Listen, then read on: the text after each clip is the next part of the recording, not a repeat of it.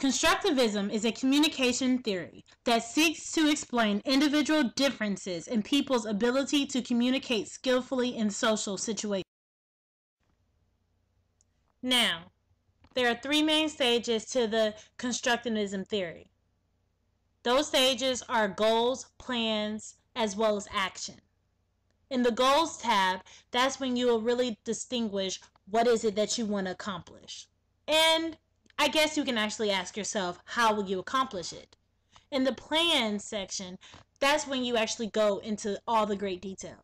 This is when you go and you learn about the cognitive complexity, the sophisticated message plans, and the person-centered messages, which all equal out to be the beneficial outcomes.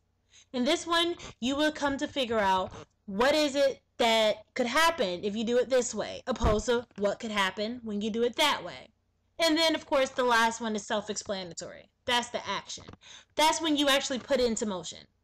Now, depending upon your prior outcomes, that could distinguish if your action actually comes out to be beneficial to you in the end. But in most times, it's all about what you know and how you're going to project it. On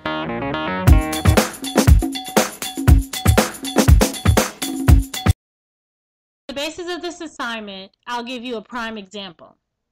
Nicole works at Target with one of her best friends, Rachel. Rachel tends to be a slacker, always taking days off and expecting her coworkers to cover her shift. Well, last Saturday, Nicole was scheduled to get off at 5 p.m. She had a big date with her boyfriend. He was going to propose. That night around 4:50 p.m., Rachel called in and begged Nicole to stay because she wasn't going to be able to make it on time. Since there was no one else to take the shift, Nicole had to stay. And she had to call her boyfriend to reschedule their date. The next morning, Rachel came into the break room and thanked Nicole for staying.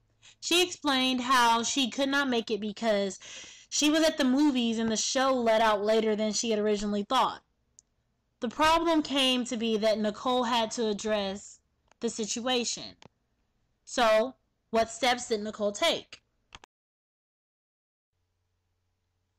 The first step that Nicole must take is to set a goal. Her goal clearly is to address the situation of her friend taking advantage of her in a way that does not seem confrontational. The last thing that Nicole wants is to ruin her friendship. The second step would be to make plans. That is when the real idea of constructivism comes into play. In constructivism, you discover that learning is an active and constructive process. People actively construct or create their own subjective representations of objective reality. New information is linked to a prior knowledge. Thus, mental representations are subjective. Constructivist worldwide is on the belief that an individual must have socially mediated experiences, which act as a filter through which the development of new meaning and knowledge is developed. So Nicole must think of a prior situation that could help her plan out what to say to Rachel. As you can see from the diagram, you must first address cognitive complexity, which is the mental ability to distinguish subtle personality and behavior differences among people. Then you must devise a sophisticated message plan using procedural record, which is a recollection of an action taken in a specific situation paired with its consequences. Finally, you must design a person-centered message, which is a tailor-made message for a specific individual, in this case, Rachel. And context reflects and the communicator's ability to anticipate response and adjust accordingly. The last and final item helps complete the planning step, which is your beneficial outcomes. That is what Nicole will actually say to Rachel. If Nicole has no prior experience with this topic, she may have said, "So you're telling me that I had to cancel my date last night because you were too busy watching a movie? How self-centered could a person be? That's it. I'm tired of you taking advantage of our friendship. I'm telling the manager, and you can kiss this job goodbye. You don't need to be here anymore." While this may have been how Nicole really is feeling at the moment, she's not valuing their friendship. This response may come from the fact that she has never been in a similar situation like this before, and she just let her emotions get the best of her. This is evident by the fact that she didn't focus on maintaining their friendship. But for this case, Nicole has been in a similar situation back in high school when one of her peers assumed they could copy her homework since they've been friends for 10 years. They thought Nicole wouldn't mind until one day when the teacher discovered that they were cheating and forced both of them to get a bad grade. So what should Nicole say to Rachel? Nicole decides to say, "Hey Rachel, you know that I love you and I'm always going to look out for you.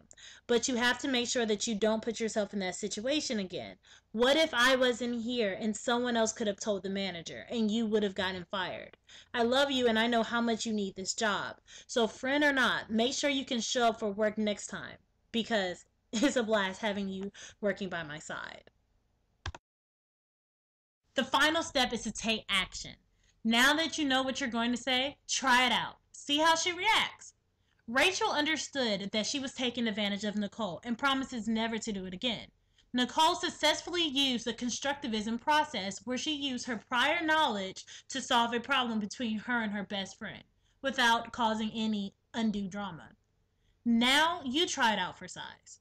We use the theory in our everyday life and half the time we don't even notice it. So now I ask you my main question. What is constructivism to you?